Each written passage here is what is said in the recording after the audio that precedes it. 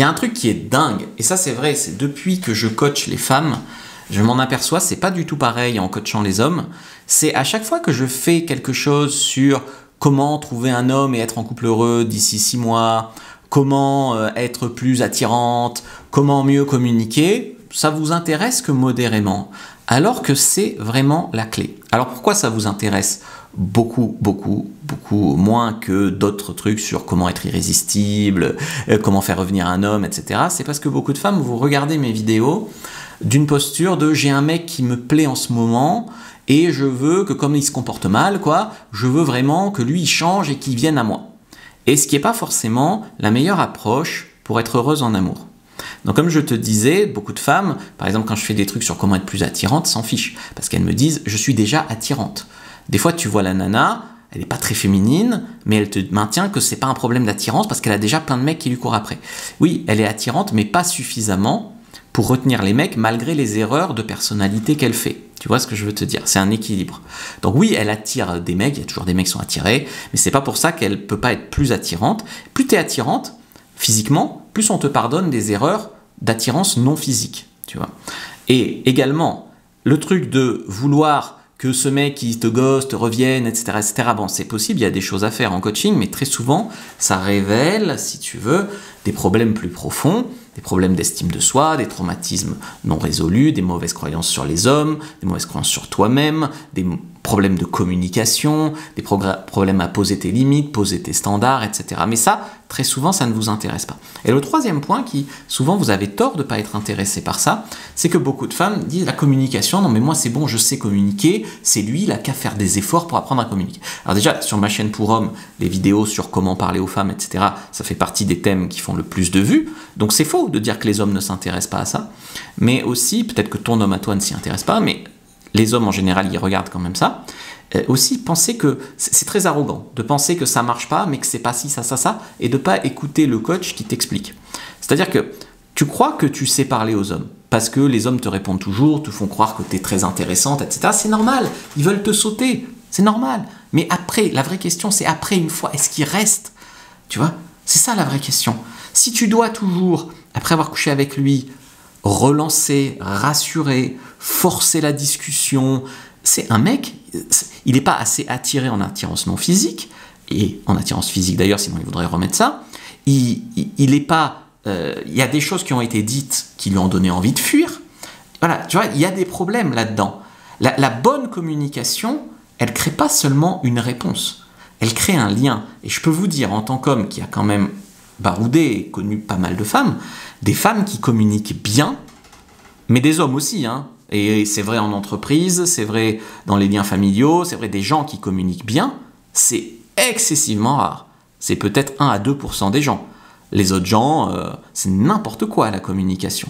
C'est impulsif, ça donne pas de sentiment de liberté, ça en repas, enfin, c'est terrible. On vous a dit, sois vrai, donne-toi un genre vulgaire pour certaines, ou parle classe pour d'autres, exprime-toi, voilà. Résultat, il y a beaucoup de femmes qui parlent, mais déjà, elles ne parlent pas quand il y a vraiment un mec, elles ont une question à lui poser, mais est-ce que j'en parle de ça? Alors c'est le truc, elles viennent, elles prennent un rendez-vous avec moi, elles me posent 20 fois la question, elles en parlent à toutes leurs copines, mais à lui, non. Elles ne posent pas les questions, etc. Beaucoup de femmes, blablabla, parlent, mais créent peu finalement d'attirance émotionnelle, de connexion avec cet homme-là. Et c'est vrai qu'il faut vraiment se demander, des fois, moi j'ai eu en coaching il n'y a pas si longtemps une femme qui me disait qu'elle est en couple avec un mec, ils vivent ensemble, ils ont une petite fille, mais ils ne se parlent plus. Alors tu vois, et puis des fois c'est des hommes célibataires ou des débuts de rendez-vous, des gens, j'arrive pas à vraiment lier. Alors oui, le mec il fait un peu des efforts au début, mais après une fois qu'il a couché avec toi, il n'y a plus rien, mais il n'y a pas de lien qui a été établi. Vous devez comprendre ça, et il faut avoir du courage pour faire un travail de fond et s'attaquer aux vrais problèmes. Mais je suis désolé, c'est ça qui vous fera vraiment progresser. C'est pas au cas par cas essayer de mettre un sparadrap en essayant de rattraper le coup quand un mec qui vous plaît vous a ghosté, tu vois. C'est où, quand, comment avoir les discussions importantes. C'est quel ton pour à la fois que le mec puisse s'ouvrir et puisse vraiment te dire la vérité. Comment je fais pour qu'il sente qu'il peut me dire les choses et pas me mentir, pas m'entourlouper, pas me faire une inversion accusatoire et te dire ouais mais si je fais ça c'est parce que c'est ta faute, parce qu'en fait blablabla, ou gaslighting, ouais mais t'as pas compris, c'est parce que blablabla, bla, bla, et déplacer la conversation.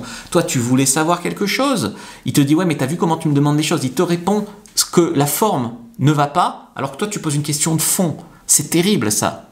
Et comment tu fais pour parler à un homme en ayant une posture de prix et pas supplier un homme d'arrêter de voir d'autres femmes, de quitter sa copine pour toi ou je sais pas quoi.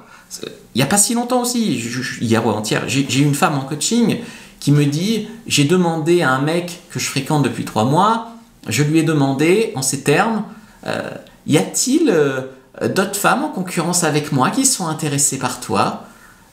En gros, je lui ai dit « Dans ta posture, tu penses que lui c'est le prix et que tu es en concurrence avec plein de femmes pour l'avoir et que s'il en voit d'autres... Ah, non, non, non.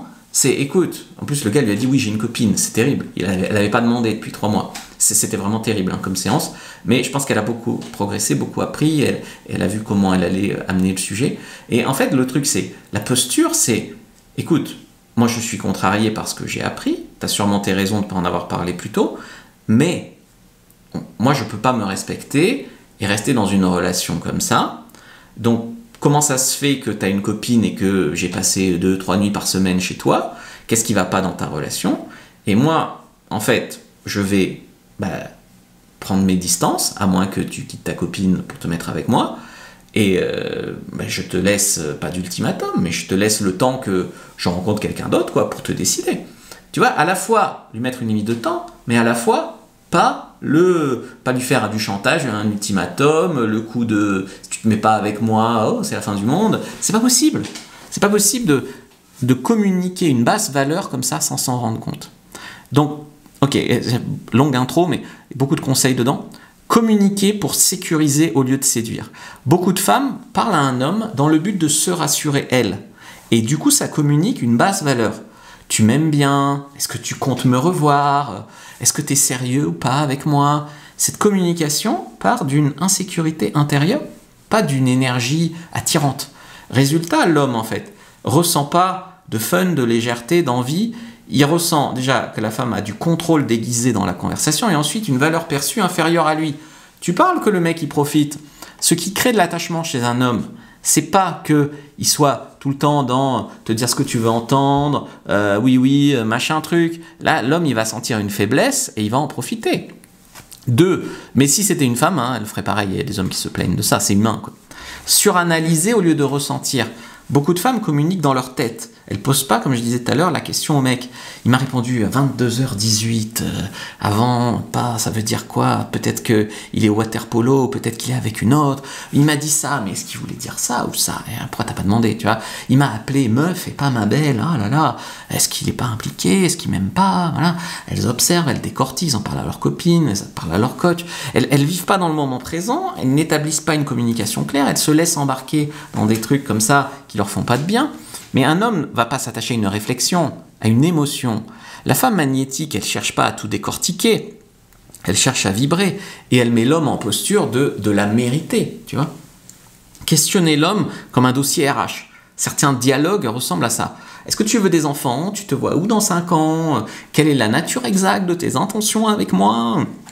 Si tu veux, c'est des questions importantes pour un projet commun, mais pas en rendez-vous, pas beaucoup trop tôt, pas juste après l'orgasme, pas voilà. Ça provoque chez l'homme, selon comment c'est amené, une sensation de pression, d'évaluation, de mise dans une case, de jugement, il faut bien répondre plutôt que répondre la vérité. Un homme ne va pas s'ouvrir à un interrogatoire comme ça. Il va peut-être te dire ce que tu veux entendre et basta. Il s'ouvre quand il est accueilli, pas évalué, etc., etc. Et ça, il y a une manière en fait d'amener les choses pour avoir les réponses, les vraies réponses, j'insiste, sans que le mec se mette sur la défensive, mente, etc. Nommer la relation trop tôt, c'est comment tu vas communiquer pour le faire s'engager. Beaucoup de femmes, elles ont besoin de mettre un mot sur ce qu'elles vivent tout de suite, quoi. On est quoi exactement? Tu me considères comme ta copine ou pas? Je veux pas perdre mon temps, donc voilà, tu veux un couple. Le problème, c'est que l'attachement masculin, il est progressif. Il n'est pas verbal. Le forcer trop tôt, c'est te desservir en fait. Ça crée l'inverse de ce que tu veux. Un mec, il va fuir. L'homme va s'engager après s'être attaché, pas avant. Alors que beaucoup de femmes sont déjà attachées quasiment au moment où elles couchent avec lui. Et donc, voilà. Pensez aussi, plus tu parles, plus il s'attache. C'est une erreur de croire que la quantité de mots va créer de la connexion. Chez un homme, c'est pas le nombre de mots qui crée du lien, c'est la charge émotionnelle de ces moments partagés. D'ailleurs, des fois, trop de mots, trop de paroles, c'est du bavardage. C'est neutralise un peu le mystère et l'homme, ça le fatigue, quoi. Pas de tension, pas de désir. La femme qui est vraiment magnétique, elle va pas parler pour remplir les blancs, ou voilà. Elle va parler pour créer un lien, le faire ressentir et aussi des fois le faire compris, le faire sentir utile, le faire... Enfin, voilà. Ce que personne n'enseigne aux femmes, c'est comment parler en fait aux hommes de la manière à activer chez eux ce lien émotionnel sans pression pour le faire s'engager, mais sans stratégie toxique, sans voilà. Si vous voulez vraiment apprendre à créer cette connexion rare, si vous regardez la vidéo ce soir ou demain, il y a encore communication magnétique à moins 50%, mon nouveau programme avec un bonus offert qui est 50 outils de communication qui peuvent te servir en amour bien sûr, mais aussi au travail, dans ta famille, etc. Ça m'étonnerait que tu n'apprennes rien. C'est une formation vraiment complète. Tu as le support écrit comme d'habitude, le cours vidéo et ce bonus-là. Donc tu vas vraiment devenir une bonne communicante en amour, mais pas que. Ça n'a pas de prix ça. Et croyez-moi, ça va changer tout dans votre vie. Ça va être la différence vraiment entre une femme qui attire, une femme qui réussit, et une femme qui marque un homme, et une femme qui, voilà, avec une femme qui finalement comprend pas ce qui se passe, communique au hasard, c'est un peu chaotique, ça part dans tous les sens, ça dépend vraiment de l'émotion, le mec raconte n'importe quoi, il répond sur la forme, voilà, ça part dans tous les sens. Donc si vous voulez vraiment apprendre ça, et à notre époque, la communication est une arme. Donc moi, je sais que ça a beaucoup de valeur, j'espère vous avoir fait passer l'importance que ça a. Après ça, je vais virer le bonus et le prix va monter. Donc je vous conseille vraiment d'en profiter pendant l'offre de lancement sur fabricejuliensecret.com. Ça s'appelle communication magnétique.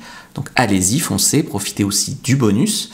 Et moi je vous dis à très vite. À bientôt les amis, likez, commentez, partagez. Prenez votre e-book offert sur 5 outils offerts pour mieux communiquer avec un homme, que vous soyez en couple ou que ça soit un homme avec qui vous voulez le faire s'engager.